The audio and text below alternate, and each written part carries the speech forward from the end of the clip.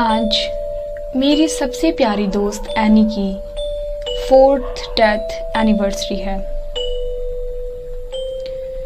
मैं Saint Peters church के पास बने ग्रेवयार्ड में उसकी कब्र पर श्रद्धांजलि देने आई हूँ। सुबह के 8 बजे हैं और जनवरी की सर्द हवाएं बह रही हैं। ऐसा महसूस होता है कि अपनी कब्र के हेडस्टोन से अभी एनी निकल कर आएगी और अपनी शरारत भरी आंखों से मुस्कुराती हुई कहेगी, "Hey Dumbo, let's have some fun." पिछले साल के इन्हीं सर्दी वाले दिनों में ही तो हम कितना खेला करते थे। न जाने पुणे की कितनी ही सड़कें हमने अपनी बाइसिकल से नापी हैं।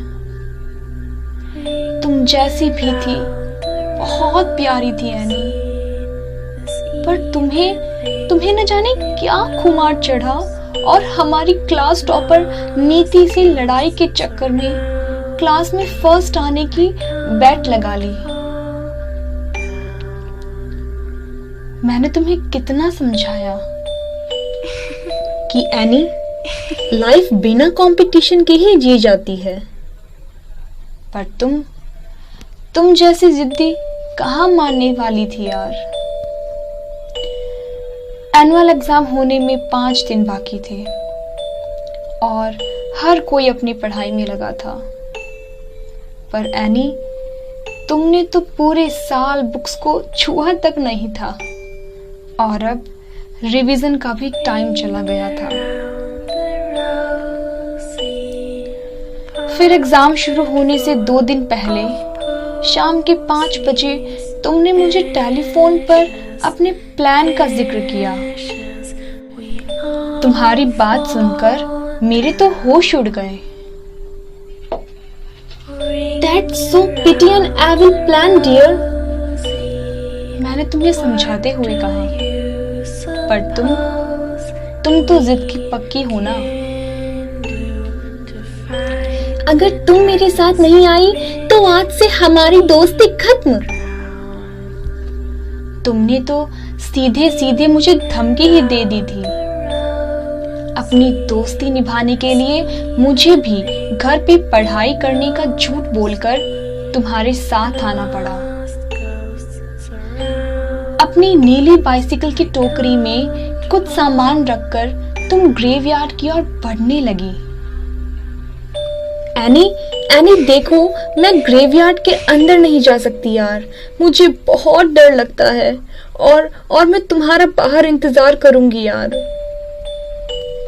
मैंने तुमसे कहा और तुम भी राजी हो गई। मैं तुम्हें ग्रेवयार्ड की दीवार से झांक कर देखने लगी। तुमने एक कब्र पर जाकर उल्टा क्रॉस रख दिया और कुछ अजीबोगरीब रिचुअल्स करने लगी। तुमने बाइबल के टेस्टामेंट्स को उल्टा पढ़ा और बिल्ली, सियार और चमगादड़ की मूंछ के बाल और चमड़े से एक तरह का काला जादू किया।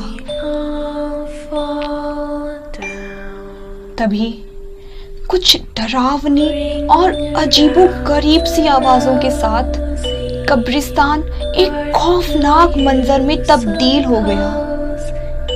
मैं डर के मारे ग्रेवयार्ड से बहुत दूर जा खड़ी हुई और ईश्वर को याद करने लगी।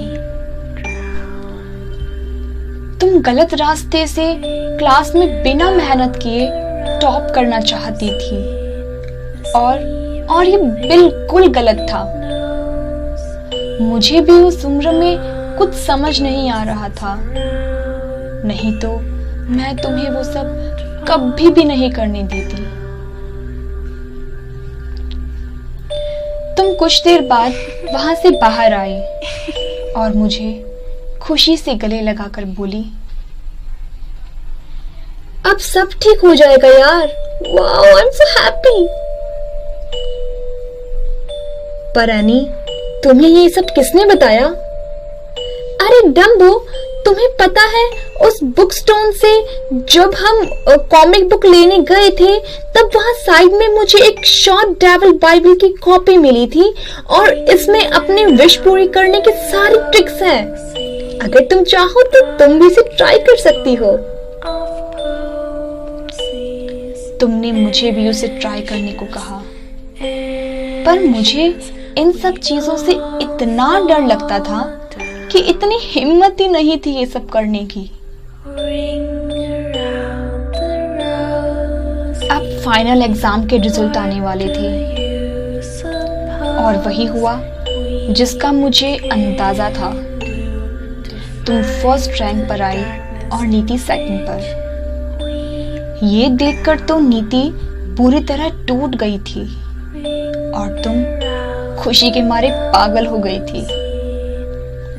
तुमने उसे खूब चिढ़ाया और अपनी जीत का जश्न मनाया। कुछ दिन खुशियां मनाने के बाद तुम अचानक से गुमसुम रहने लगी। तुम्हारे चेहरे की रौनक न जाने कहां काफूर हो गई थी और तुम चेहरे से भी बीमार नजर आने लगी थी।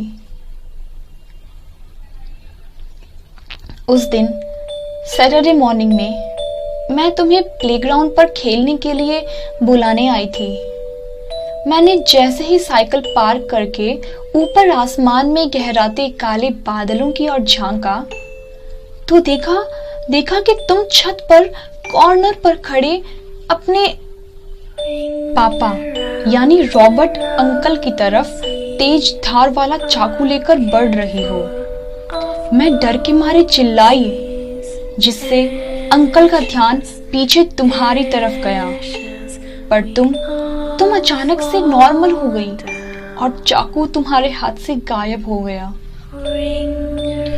फिर तुम मुझसे बहुत अलग ढंग से पेश आने लगी, बहुत संजीदगी से। वो चुलबुली हंसती खेलती दोस्त को मैं खो रही थी और एक अजीब किस्म की खौफजदा तो कभी खौफनाक शख्स में बदलने लगी थी। एक शाम तुम्हारे चेहरे पर डर छाया हुआ था और माथे पर पसीने की बूंदें साफ चमक रही थी। तुमने मुझसे अपने मन की बात कहनी चाहिए। आजकल मुझे लगता है जैसे कोई हरदम मेरे पास हो और मेरे अंदर समा रहा हो। मेरे थॉट्स एंड बॉडी पर भी मैं अपना कंट्रोल खोती जा रही हूँ यार। मुझे रातों में खौफनाक ख्वाब डराया करते हैं और लगता है मानो कोई मेरे पैरों को बेड के नीचे से छू रहा हो। प्लीज डम्बो, आज मेरे साथ मेरे घर पर सो जाना यार। अगर तुम मेरे साथ होगी तो मुझे अपनी फियर से फाइट करने की पावर मिलेगी। प्लीज यार, आंटी को मैं समझा दूंगी, प्लीज। और मैं तुम्हारे घर उस रात सोने के लिए तैयार हो गई। हमने रात 11:30 बजे तक खूब वीडियो गेम खेला और गॉसिप्स करी। तभी रात को 1 बजे कुछ आहट सुनकर मेरी आंखें खुली। लैंप की हल्की पीली रोशनी में मैंने देखा कि तुम अजीब तरह से जमीन पर क्रॉल कर रही हो और तुम्हारे पैर उल्टे मुड़े हुए हैं। डर के मारे मेरी तो जान निकल रही थी। मुझे उस मंजर पर यकीन नहीं आ रहा था। पूरे रूम में सिर्फ मेरी सांसों की आवाजें और तुम्हारी खौफनाक आवाजें गूंज रही थी। तभी तुमने मेरी तरफ घूर कर देखा। वो तुम नहीं थी एनी, वो तुम नहीं थी। वो कोई शैतान था तुम्हारे भेष में। मैं डर के मारे चिल्लाती, इससे पहले ही वो अजीबोगरीब साया मेरे बिल्कुल सामने आ गया और मैं बुरी तरह डर के मारे उसे धक्का देकर कमरे से बाहर निकलने के लिए दौड़ी। पर उस रूम की सारी खिड़कियां और दरवाजे एकदम से बंद हो गए। मेरी दिल की धड़कनें डर के मारे एकदम से रुक गई।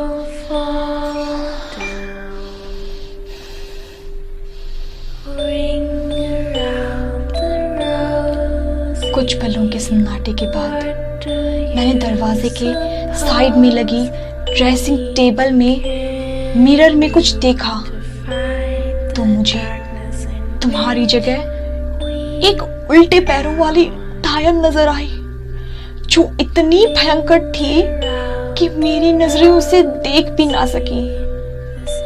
मैं बेइंतहा जोर से चीखी। मेरी चीख सुनकर दूसरे रूम से रॉबर्ट अंकल और आंटी आए और मुझे सहलाकर पानी पिलाया। मैंने तुम्हारी तरफ इशारा करते हुए उन्हें पूरा वाकया बताया, पर उनमें से किसी ने भी मेरी बात का विश्वास ही नहीं किया। जब मैंने पीछे मुड़कर देखा तो सब कुछ नॉर्मल था। तुमने मेरे कंधे पर हाथ रखा हुआ था और स्ट्रेंजली मेरी तरफ देख रही थी। अंकल और आंटी को लगा कि ये सब मेरा कोई डरावना ख्वाब होगा, पर मैं अब वहां एक पल भी नहीं रहने वाली थी। मैंने रॉबर्ट अंकल से रिक्वेस्ट की कि वो मुझे अभी इसी वक्त मेरे घर छोड़ आएं, क्योंकि यहाँ मेरी तबीयत और बिगड़ सकती है। जिद करने के बाद रात को तकरीबन 1:30 बजे अंकल ने गाड़ी निकाली और मुझे घर ले जाने के लिए बैठाया। तुमने कहा कि तुम्हें भी नाइट राइड एंजॉय करनी है और हम तीनों चल पड़े। कुछ दूर चलने के बाद अचानक से वही डायन तुम्हारे ऊपर हावी हो गई और तुम अंकल को चोक करने लगी। उस गाड़ी की स्टीयरिंग पर एक क्रॉस का निशान था। मैंने उसे उठाकर तुमसे टच करवा दिया और तभी तुम बेहोश होकर गिर पड़ी। तभी रास्ते में वही ग्रेवयार्ड आया, सेंट पीटर्स ग्रेवयार्ड। अंकल को अब मेरी बात पर यकीन हो गया था और उन्होंने मुझसे उस क्रॉस को तुमसे तब तक छूने को कहा जब तक हम इस ग्रेवयार्ड की रोड को क्रॉस ना कर जाएं। पर वो अमावस्या यानी नो मून नाइट थी। पूरे आसमान में सिर्फ मुट्ठी भर सितारों की रोशनी बची थी। पर अमावस्या पर कहा जाता है कि डायन की शक्तियां 100 गुना ज्यादा हो जाती हैं। और वही हुआ। तुम्हारे अंदर का शैतान गाड़ी की छत तोड़कर निकल गया। मैं और अंकल बहुत ज्यादा खौफजदा थे। वो डायन तुम्हें खींचती हुई उसी ग्रेवयार्ड में उसी जगह ले गई जहां तुमने उस दिन वो रिचुअल परफॉर्म किया था। हमारे पास क्रॉस होने की वजह से उस डायन ने हमें मार डालने की शक्तियां नहीं बची थी। मैंने भी अपने गले में पहनी हुई दुर्गा माता की मूर्ति को कसकर थाम लिया। हम दोनों तुम्हें बचाने गाड़ी से उतरकर उस ग्रेवयार्ड में जाने लगे। पर ये क्या, वहां कई सारी शैतानी शक्तियां थी जो हमें अंदर जाने से रोकी हुई थी। और अगर हम अंदर चले भी जाते तो हमें अपनी जान से हाथ धोना पड़ता। प्यारी एनी, काश तुमको ये पता होता कि शैतान सैक्रिफाइस मांगता है और तुम उस दिन वो सैटेनिक रिचुअल नहीं करती। वहां उसी जगह 3 डायने मिलकर तुम्हारे चारों ओर नाचती हुई डरावनी तरह से रिचुअल्स कर रही थी तुमको सैक्रिफाइस करने के लिए। अंकल तो पागलों की तरह तुम्हें बचाने के लिए तड़प रहे थे और मैं उन्हें शांत करने की कोशिश में लगी थी। कुछ देर बाद अचानक से पूरे ग्रेवयार्ड में एक अजीब सी खौफनाक शांति छा गई।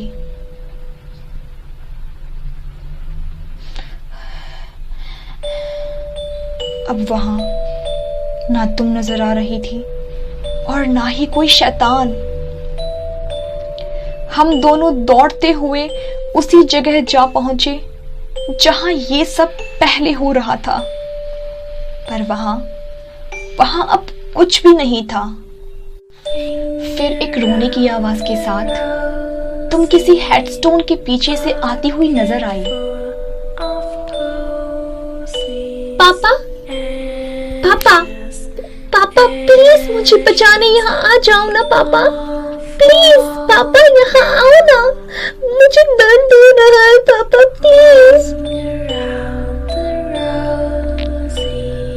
मैं समझ गई थी कि ये उस शैतान की कोई चाल है, इसीलिए मैंने उन्हें वहां जाने से रोका।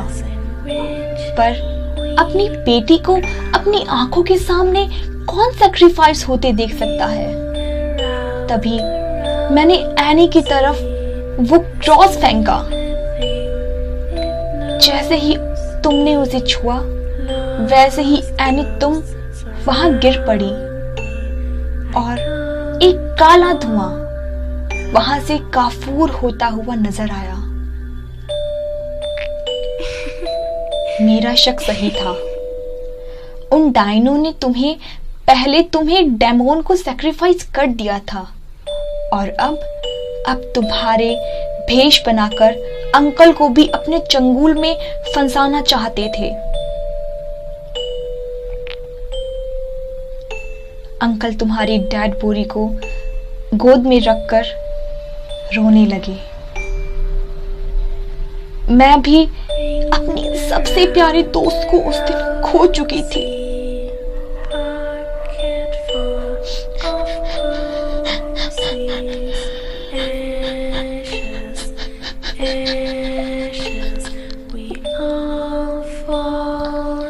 पर कभी कभी लगता है तुम यही हो मेरे आसपास, उसी नीली फ्रॉक में और उसी शरारत भरी नजरों से मुझे देखकर मुस्कुरा रही हो।